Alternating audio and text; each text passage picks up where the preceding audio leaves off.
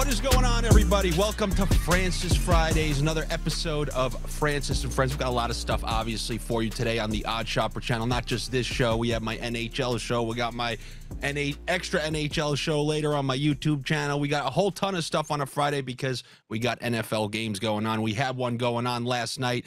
Another kind of stinker just because it's like a curse. The new Madden curse. That's the Thursday night football curse. You can put the best two teams there are out there, and you're getting screwed. You're not going to get a quality game. And go ahead, you could say it's because they don't have appropriate time for rest. No, not necessarily. They just want to make sure the middle of your week is ruined in some capacity. And that's what we got last night. The Joe Burrow situation. I know a lot of you are pissed off. I know a lot of you.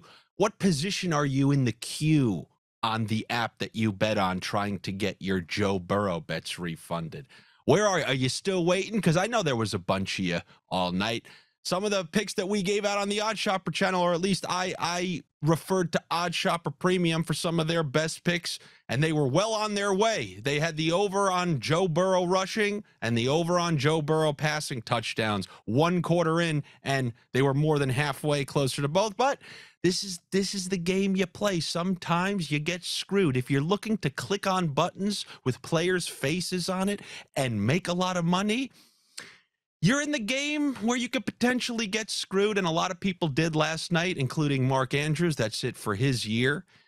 I guess the only thing left to say is if the Chiefs versus the Eagles doesn't deliver on Monday night, then it's just one of those years where, like, you drafted Tony Pollard in fantasy, and you just say, you know what, bad pick. Bad year for the primetime games. Not to mention, it was a real sad day for Tony Pollard. Yahoo removed him from the can't cut list.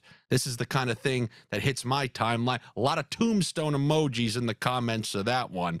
But anyway, we got a good show for you today. We're going to look at some of the games over the weekend. We're bringing on Nick because the Dolphins were on bye, and so was Nick. He probably, I don't want to say he went to Miami and got a tan or anything like that, because a tan for him, he's going to need another 4 weeks on the IR to recover from some of those burns. I went to Miami last week, had a decent time, enjoyed 0 of the sun because I'm not that kind of guy. I mean, I can handle the sun, but I have no reason to be in there during the fall when I want to be in that nice 60-degree chilly weather. So something that I think I'd like to talk about first before we get into those games. You know how it is. It's a little guy. If there's one show on here, you can get your gossip, and you got tons of analytics shows on here.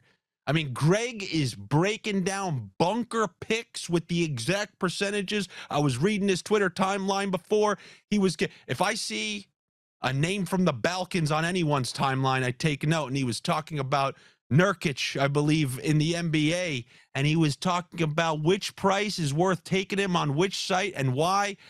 I mean, I'm a different kind of guy, but it's great to see things like that to try to at least put it into my mind a little bit. But if you're looking for more gossipy stuff where we're talking about that water cooler talk, you get that here. And I just feel compelled to say something about this Charissa Thompson story making the rounds. What a disaster of a response to what she said out there.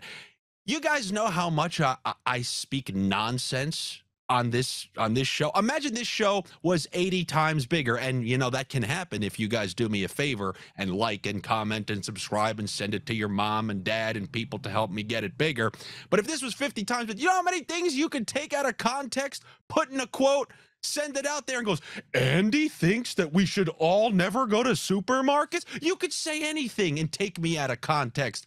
But not only that, what we have now, and this is everywhere, anytime there's something that allows unknown people in the fringes to come out, oh, are they going to come out in droves to get their 2 cents in and try to make a name for themselves?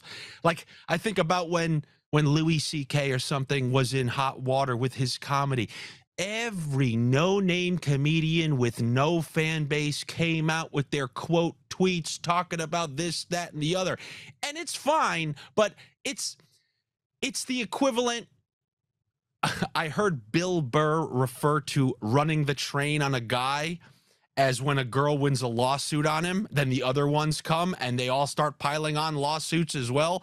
Well, this is the equivalent of like running the train on a sideline reporter. One person came out and was like, that's a very unethical. And now here comes the Carolina Panthers sideline reporter. Here comes the Vikings side. All of the sideline reporters come out in unison and say, I would never do such a thing, and make up a sideline story. Everything we see in this world is a borderline scam now. You go to I was just talking about the supermarket. You go to the supermarket, they show you a price. These cookies are $6.99 and show you a big slash. Well, if you sign up for a Shop and Stop card, then, we'll sell your information and make money to digital advertisers, but you'll save $1.50 on that 2-for-1 Skippy peanut butter. Guess what? The peanut butter is that slash through price. They just mark it up unnecessarily, like on The Price is Right or something, just to make you think you're saving. Scam there.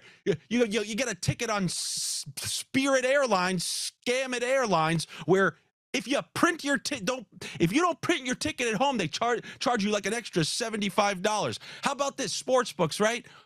Why is Bet365 denied a license in New York, but the other ones, it's all a scam? And then these people decide to come out and say, we have the highest. Nobody has ethics anymore. Nobody. I mean, look at the stuff you see on the news now. You can't even look at the stuff because they've probably clickbaited you, because even they're not reputable. The audacity for anyone in 2023 to come out and say, oh my God, this is, I have the utmost integrity when I stick a microphone in Mike McCarthy's face before he's going to the sideline. What horse shit. And I'll just say that.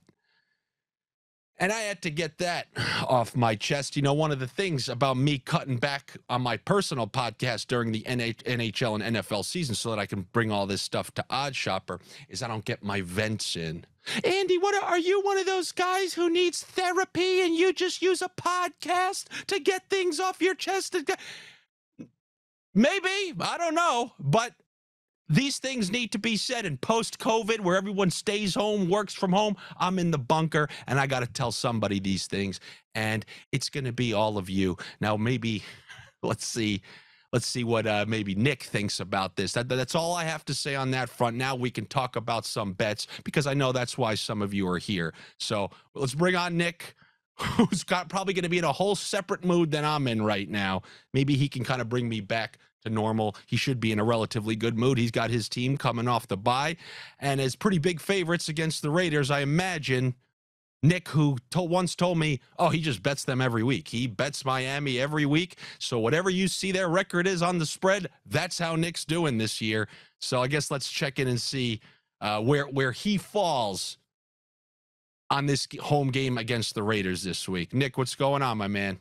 What's going on, Andy? What's going on, Mike? Thank you guys for having me on the show. And I am feeling great about this game. This is a home game. The Dolphins at home are just dominant, chains and whips, 50 Shades of Grey style away. They can't do all these motions because, the crowd is just too loud. Like when they went to Philly, they were in shambles. They couldn't hear anything. The Philly crowds, they're throwing batteries at Santa Claus. Everything is going wrong. And they have the Dolphins offense has no idea what they're doing. But when they're at home, they're able to motion correctly. These home games were when we smacked the Broncos, we beat the Patriots, we beat the Panthers by 1 million. This is a game where the Dolphins win. Now, I was hoping that the Raiders would lose last week so that their kind of luster of having their interim head coach would fall off of them. But I think 13.5, honestly, it should be like 15, 20.5. This should be like a college football spread when Alabama plays some random school you've never heard about. So I really think the Dolphins are going to hang like 60, 50 in this game. This is going to be over before it even started. Yeah, and I've always tried to be honest with you when it comes to your squad. Back when they played the Bills, I was like, listen, man, I don't like this matchup on the road against the Bills. I'm taking the Bills. I'm 1,000% with you on this one. The way they went into that bye, I think hearing 2 weeks of that narrative that you can't win against good teams, that you're not really that you're not that upper tier of team, it seems like they really might throw a beating if they get the chance. We saw it earlier in the year. They don't mind running up that score. Yeah. And I kind of like that the Raiders won, just to maybe put a little doubt in people's heads. Like, maybe, that's a lot of points for a team that's 2-0. Let's be honest, they should have lost against the Jets. And I mean, this Raiders team is nothing to write home about. And we're talking about a rookie quarterback on the road.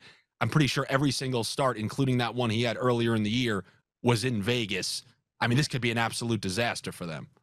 Yeah, this is also a game that is part of our HBO documentary that is being filmed on the Dolphins, Hard Knocks. So, gonna get a nice beating in 4K on HBO. It's gonna be great to see. It was something I'm trying to do now. I did it with Dave last week because, I'm a DFS guy, and I just always kind of operated that off to the side. So for people who, play on DraftKings and whatnot, what are you thinking in terms of this game? I mean, we've seen in the past Tua have some massive games, and then there's the elephant in the room that no one wants to say it, but everyone wants to play it. Didn't mean to sound like a poet right there, but Devon A-Chain, or A-Chan, 4Chan, A-Chain, I don't know. But obviously he has a wacky ceiling. What are you feeling going into this? Like, who has the highest stud and dud potential? Yeah, I love DFS. Last night was a brutal night for me. My lineups were all looking like a winter wonderland. Every single player was getting hurt. But I do think that A-Chain is going to be one of those guys where a lot of people think they're super sharp. They're like, all right, let's fade this guy. It's too obvious, this, that, and the other thing. That's what people were doing with A-Chain. Was a top 5 running back 3 weeks in a row. They were galaxy braining everything, trying to sit him. You got to play him. I think whatever price he's at, he could be $10,000, he could be $3,000, and I would still play him. So I'm pretty sure he's mid 6,000s. I think he's like 6,500, 6,600, something like that. Okay, yeah, then I would definitely play him at that price. The thing is that a lot of people are probably worried that maybe he'd come into the week limited. Well, he has been practicing all week. Mike McDaniel said that he's going to be perfectly fine, good to go. And I actually think that A-Chain helps Mostert out a ton as well. So if you're someone that wanted to be kind of going off the beaten path, maybe if the ownership percentage says that a lot more people are going to be playing A-Chain compared to Mostert, then I do think that Mostert's a good play as well, because the Dolphins like that thunder and lightning approach at the running back that just does not work with Salvin Ahmed, because, Mostert runs very fast, and then you hand the ball off to Salvin Ahmed, and it looks like he's running in quicksand. So I think that A-Chain is going to really help Mostert out as well. So this is a backfield that I'm going to be heavily attacking on DraftKings this weekend. Now, when you talk to making or breaking since week 1, essentially, I've been looking for that week in large field tournaments. If you can hit the damn Jalen Waddle week, it's going to separate you from the masses. And we've seen traces of it. But seeing him at full practice all week, you think this could be, and I'm not talking big, like, are we in line for a massive Waddle game, any one of these games? I mean, I can't think of a better one than this week. Yeah, it feels like we have to be in for it soon, right? He has been pretty wishy-washy all season. And even that one big game he had wasn't some obviously like world-beating game where he was like the wide receiver #1 on the week. I think it's definitely possible this week against the Raiders defense. The only thing that scares me is Waddle has just continued to get banged up. Like, he got that concussion against the Patriots, but his back has been just destroyed all season. He gets tapped, and then he's in the locker room having to roll off like a perk 30 or something for the rest of the game. And it's kind of sad for him. But I think every single week I'm just going to keep playing Waddle in a couple of my lineups and just hope that one of the weeks he blesses us with that huge game that we all know he has in him, right? He's done it before. It's just the question is, can he stay healthy? And will Tua feed him the ball? Because it seems like a lot of the time Tyreek might just be double covered, and Tua does one of those, fuck it, Tyreek's out there somewhere, and just throws it to him anyways. Well, many times when it comes to players through the years, like when Dalvin Cook was at his finest, let's say, and I know that's hard to imagine nowadays, but when Dalvin Cook was one of these running backs who you almost had, he was 8,000 on DraftKings, but you were always worried that he was going to come out for a quarter. I would always say, like, earlier in the season or coming out of a bye, just maximize the chance where he's least likely to get hurt. And if we're seeing a full week of practice from Waddle, or full participation in practice after a bye, at least that's it's likely his best chance to be healthy for the majority of the game. If something comes up, at least he's not dealing with something nagging. So I will say that. So, all right, that's I could think that covers that game from both a gambling and DFS front. I'll take it to you if there's anything you want to bring up, or else, we can just kind of go up and down the board and look at a few. But is there anything in particular that caught your eye when looking at this week, from like a macro perspective? Yeah, I liked a bunch of props this week, so if I could just rattle those off and then we could talk about whatever you want. So I got CD. Well, so maybe I will. Maybe I'll give you my opinion on some of these. I like where this one's going. I like where this first one's going. All right, we got CD Lamb going up against the Panthers in Carolina, over 83.5 receiving yards. This guy's been on a tear. I think he set some sort of record for most games in a row with 10 receptions and 150 yards. Is that correct? Yeah, so I talked about this when evaluating DFS. They kept him in after Dak was out to get a 10th catch, which lets me know, okay, that coaching staff cares, which means the record is still on the line. This is an arbitrary record, but it obviously meant something if they left him in the game. 10 catches, 150 yards. I'm pretty sure he tied the record. Okay. If you tied the record, what's next up on the list? Did you see what they did to McCaffrey to have him try to take over a record? I see no reason why they're not going to do the same thing and try to get this guy 10 catches once again and 150 once again. So not only do I agree big time, and I'm sorry I'm just taking your prop, but I think this is a relevant piece of information. I know this sounds wild, but click the max alt over just in case they are trying to get him that 150 yards. If they're going out of their way to get him that, yes, Nick's over, that is the bet.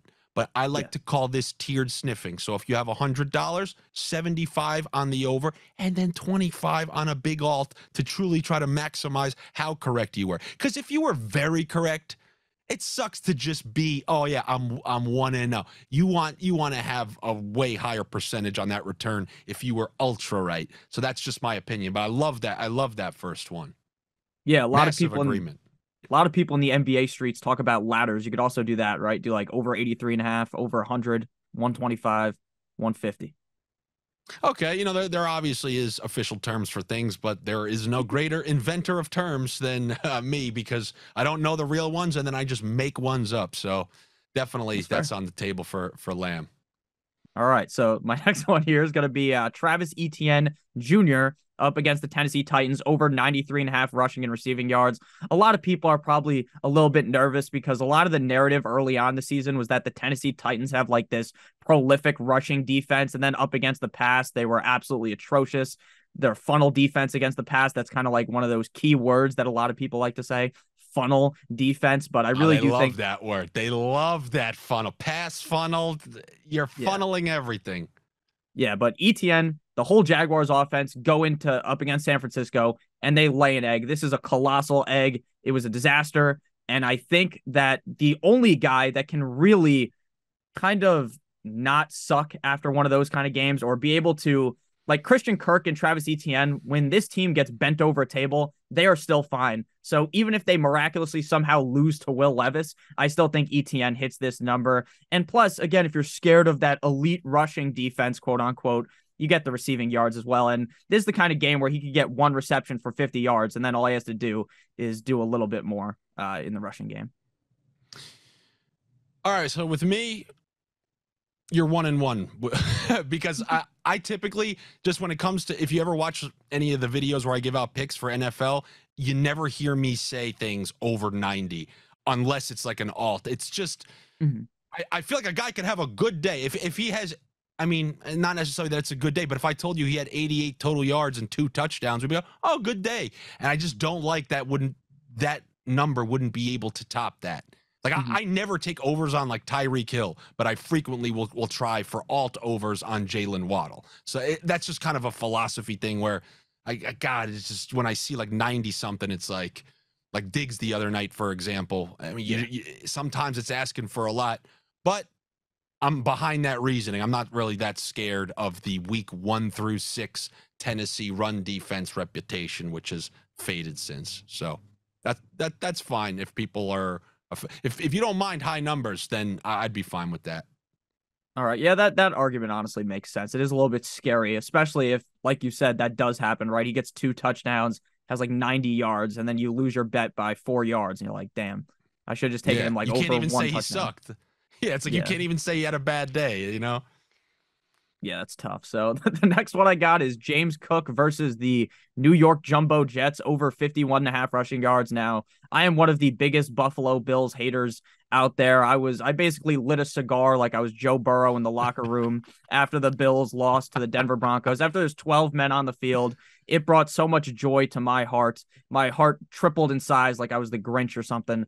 And watching James Cook run the ball as effectively as he did and then get benched early on was kind of just one of the most shocking things I've ever seen. And it always never made sense to me. Like, the quarterback, Josh Allen, is turning the ball over left, right, and center like the game. And then for some reason, he can't get benched, but you have to bench the running back for fumbling, and he's like half the offense. So what I will tell you is, to beat the Jets defense, you need to run the ball. I don't think the team will activate Uncle Leonard Fournette. It's just going to be Latavius Murray and James Cook. So James Cook over 51.5 rushing yards. If this team is any bit serious about trying to make a return, if this new offensive coordinator, Joe Brady, has a sense of trying to understand what to do against the Jets, you need to run the ball a million times. And hopefully James Cook doesn't fumble the ball. But the way he fumbled the ball and then just picked it back up, it was like he was dribbling. It was pretty amazing. So James Cook over 51.5 rushing yards. Lock it in.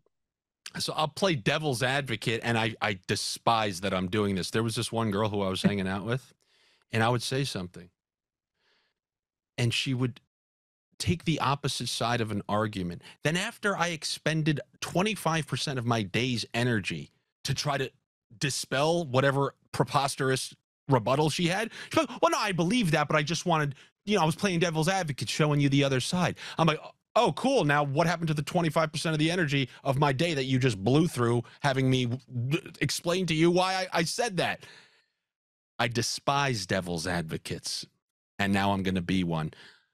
Well, we saw that they're willing to bench a guy for a fumble, even though he came back, and then he fumbled again, and it just happened to fall. If that wasn't in his hands, you wonder if he would have seen one more carry the rest of the game. So I'm just worried it's going to be a straight up 50-50 split, and Josh Allen can't stop himself from just winging it all over the place. So that, if the devil's advocate, if that chick just morphed into me and came back and it was like, hey, Nick, I'm the devil's advocate, Latavius Murray over. No, but that's that. I'm entering the thought process of, like, if somebody is coming here and they want to take one of your bets today, and they just want to hear, all right, well, which one stands out the most, or why can I talk myself onto or off of something? That would be the one kind of rebuttal to why you shouldn't take that if you don't have faith in it. Like, if you're on the fence. But he ran great in that game. So, new offensive coordinator, if they keep the ball out of Josh Allen's hands, that one should be all right. Yeah, and Was to me, unfortunately at that game. Yeah, that was pretty bad. Not only was I at that game, I had the Bills money line, and I also had the Bills in a survivor pool. So not the best day for old Mike. You made it this far into a survivor pool, avoiding all those those Arizona Cardinals with the Cowboys. I mean, it goes on and on. Browns backup quarterback against the Niners. To lose on that, well, if anyone loves misery, it's two guys from the Northeast. So anytime we hear somebody had their throat stomped on a little bit, we can say, we've been there. Thank God it's not just us. But I'll kick it back to you, Nick. Let's if you have any others on the list that stood out to you. Yeah, and just real quick, final note on James Cook. I was just going to say that if Sean McDermott, I think he's going to get fired if they lose this game. So he needs to do whatever he can to just take the ball out of Josh Allen's hand, make sure he doesn't throw 4 picks. And that's why I think they're just going to run the ball a million times. Yeah. You are right. He could fumble again and get sent to Azkaban on the bench. But I do really think that they have to run the ball to win. That's just why I took the pick. A random question about that game. This is on a separate James Cook note. But did you see that Michael Carter got claimed off of waivers by the Arizona Cardinals? Yeah. He would always be on the field for third downs, third and long, and he would take a couple check downs along the way. I've been thinking, does this mean Weasley pass catching opportunities for Breece Hall, or are they just going to stick Dalvin Cook out there and say, you've been complaining about being on the field. All right, now you get the third down roll. Because in terms of bets, there's a massive opportunity there that I don't know if is baked into those two guys' numbers. Like I haven't compared their numbers this week to previous games, but if you're seeing the same numbers for like receiving yards for Breece Hall and Cook, then I think there's a built-in kind of advantage there. Do you see that like the same way? Yeah, kind of. I think the reason why they got rid of Carter is because they want to see more of the rookie. His name's like Israel again, I'm so bad with pronouncing names. Adesanya. Just call him Adesanya. Who cares? Yeah, like the UFC fighter. Yeah, his name's like Izzy. Yeah, so that guy, the guy that that lost to Sean Strickland is going to be out there.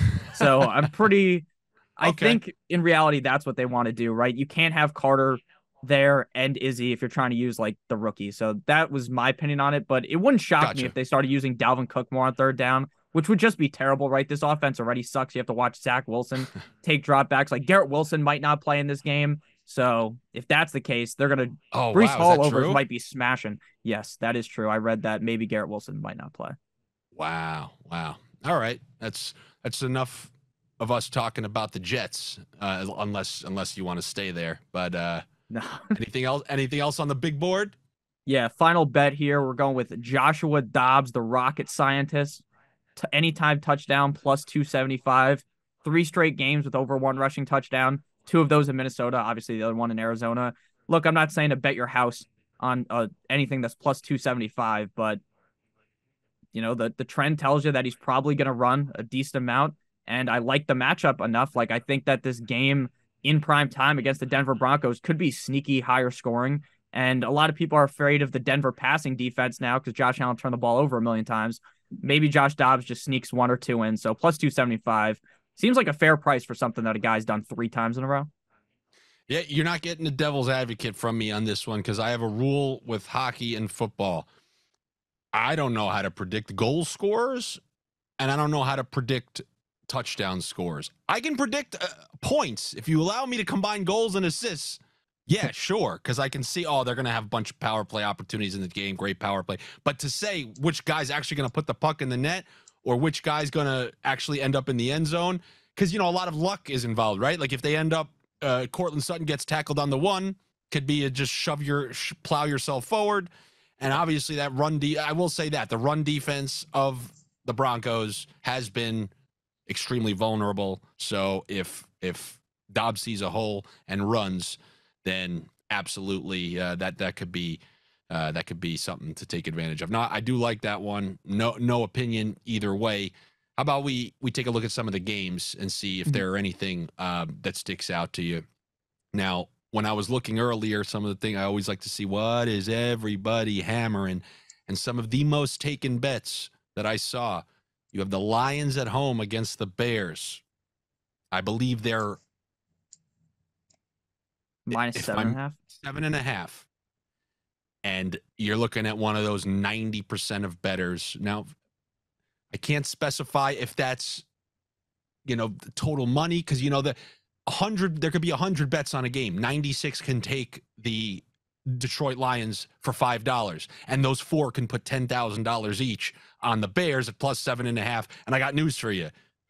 The casino needs Detroit to cover. So I can't tell you how the money's broken down, but if you go to the bar and you ask all those guys, those guys from your hometown who are never right about anything, they're going to tell you, you got to put your house on the Lions.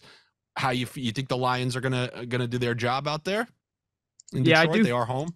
I do think so, but to be honest, you are right. It does kind of feel like one of those pesky lines where it's minus 7.5, and then Justin Fields comes out, looks like he's never left, and then the game ends up being like some 7-point game, and you lose, and you just feel like an idiot. That's like a clear stay away from me, to be honest. Yeah, major potential for that kind of stuff. Another one that I saw like that, I typically have a rule about double-digit favorites, and that is that I don't really take them, but I think the Cowboys were amongst those. but my God, they do a great job throwing beatings to bad teams. They did finally play well against the Eagles, but it's usually like, all right, if they're playing a great team, stay away from them. If they're playing one of these lower teams, they're, what are they, 13 and a half? There's something way up there. I'm trying to just remember off the top of my 10 and head. a half. Only. Oh, okay, 10 and a half. Only 10 and a half. So you could see why people are getting excited. What do you think there? Is Tony Pollard finally, by the way, is Tony Pollard going to hit his over ever?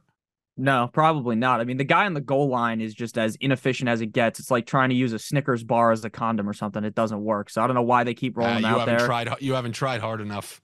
Yeah, I guess not. But yeah, like they put Rico Dowdle in there. I'm not surprised that short guy, Deuce Vaughn, doesn't get in as well. It's a disaster. Like if you drafted Tony Pollard in fantasy, which was a suggestion of mine, you just feel like a real idiot right now. But I love Dallas. What are you going to do, man? What are you going to do? It's an excusable one. It's good because if you're right about the role, then you were right about the pick. Because look at Kieran Williams. Okay, nobody's calling him a dynamic runner, but you get all those touches, you're going to be productive. Somehow, it just hasn't worked out. So I wouldn't kill yourself for that one. I wouldn't kill you. Like, I would kill you for, like, Bijan or something. Because if I said to you, hey, they have a 1,000-yard rusher, so he's just going to get all the work, there was a reason to complain before the season. Pollard, minimal reasons, man. And also playing on a franchise tag, correct? Or playing for a contract. Yes. Motivation. Like, usually all those are great ingredients. So I'll definitely defend you on that one. So Cowboys, I feel like you hate the Cowboys. Am I wrong about that? Just in general?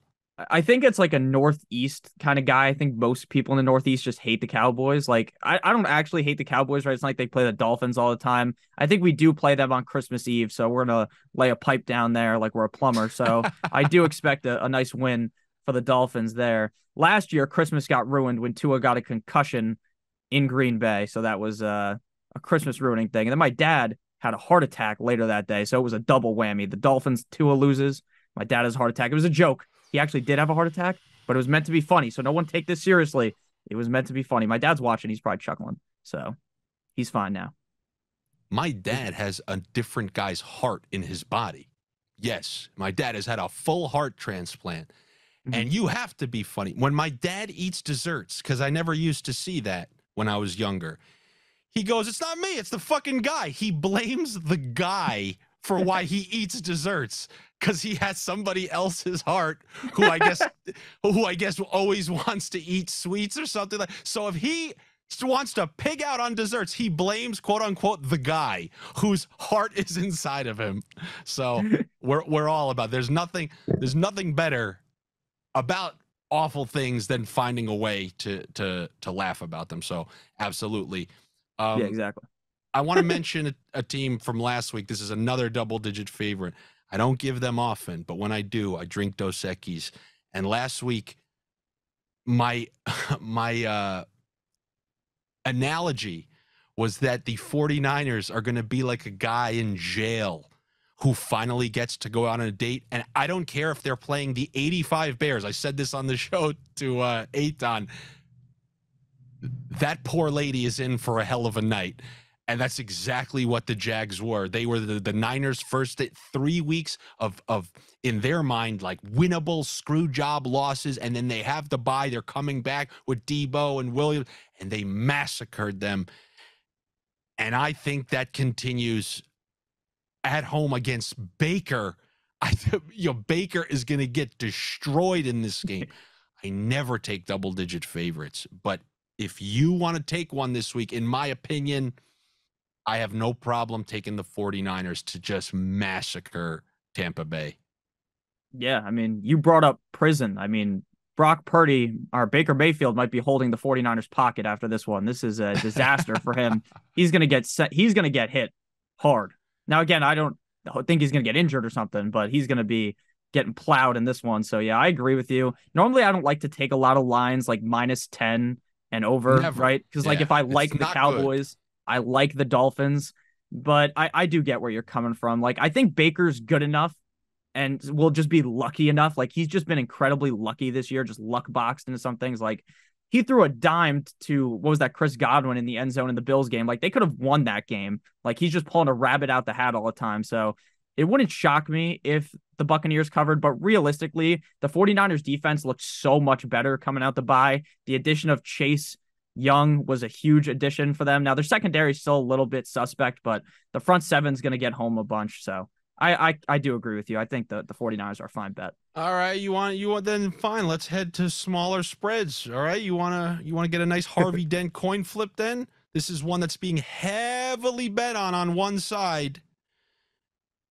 and it's the Chargers are only 3-point favorites on the road against Green Bay, who's been an absolute disaster. I picked Pittsburgh against Green Bay last week. It did come down to the end, and I made a habit of betting against Green Bay and the Rams. Those are the two teams I've been betting against ever since they got off to those good starts because I thought it was all a scam. Yeah. And now they're hosting the Chargers, but the Chargers, and I know I think you root heavily against them because of the comparisons with Tua and Herbert. But with that said, I don't know if this is going to weigh in on your actual analysis of it. But a 3-point spread, people are hammering the guy you don't like too much in Herbert. You think they're going to cover? See, the thing is with Herbert, and the reason why I like to make fun of him is because everyone says that he's like the clutchest quarterback ever. He has all of these clutch wins. Well, this year he's had 4 games where he could have led a game-winning drive and then got sacked like a million times, just couldn't get rid of the ball. My opinion on this game will change heavily if Keenan Allen is able to play or not. If Keenan Allen is not able to go, I'd bet the Packers because Justin Herbert just doesn't look the same when throwing to Jalen Guyton. And I get it, right? It's Jalen Guyton. It's Joshua Palmer. It's Gerald Everett. It's Donald fucking Parham that he has to throw the ball to if Keenan Allen doesn't play. So I fully understand, right? It's not like a dig at him. And you also have Eckler as well. But if there's no Keenan Allen, I would just bite the bullet and take the Packers because the Packers are a team that Jordan Love's been very cold recently, and he came out the gates on fire. So I think maybe he gets a little bit hotter here against the Chargers because outside that game against the Jets where they just had Zach Wilson on the ground a million times, that's a defense that they pay a lot of money for that is very bad.